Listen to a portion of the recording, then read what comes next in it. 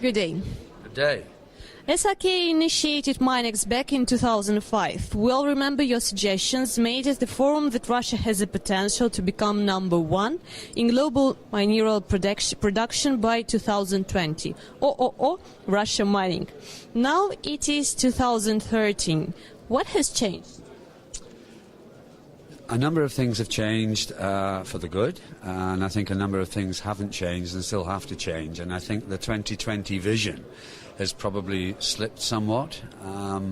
Global markets, access to finance, things, bureaucracies, legislation, things don't change quite as quickly as one would hope. But that's not unique to Russia, I can assure you.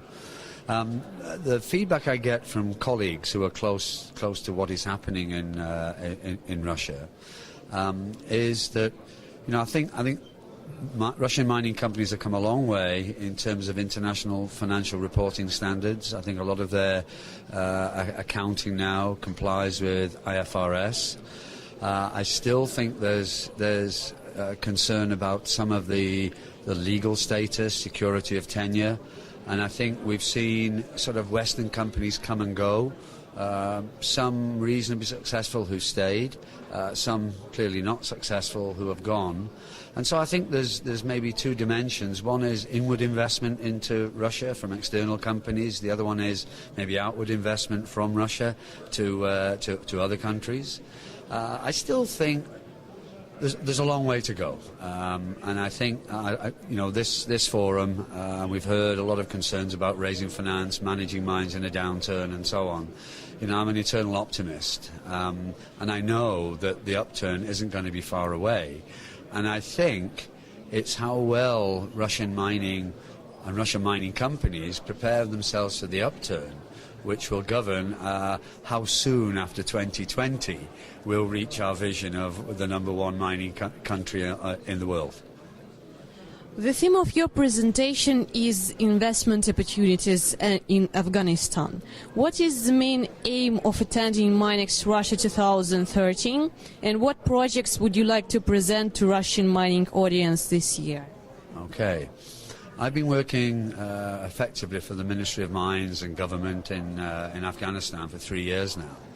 And I think, for people who are not aware, Afghanistan is not just recent conflict, it's probably several thousand years of conflict. And, coupled with what I consider to be probably the most highly prospective country in the world for minerals, and substantial minerals, and such a different array of minerals.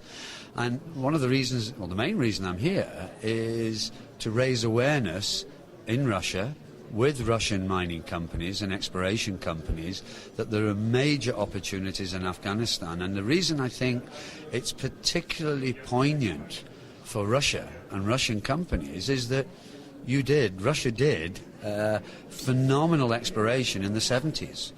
I was in Kabul last week and given a presentation to Parliament. I often interact with the people at the Afghanistan Geological Survey, and they come to me quite proud of the fact that they can speak Russian, that they were trained in Moscow, and are really proud of that. And I think, it's quite a simple perception, and that is, well, Russian companies and the Russian state started and did the majority of exploration that's ever been done. My view is, 40 years on, why not come back and finish the job? It's as simple as that.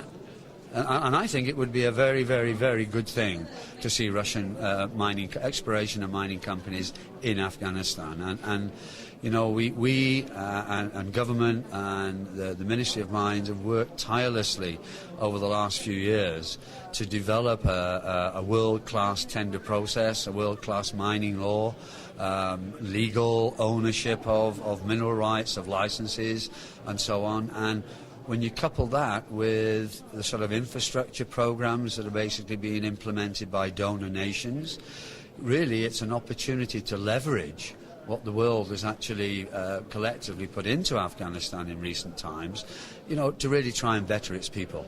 And, I'm always interested in, win-win-win concepts. Thank you very much. My pleasure. Thank you.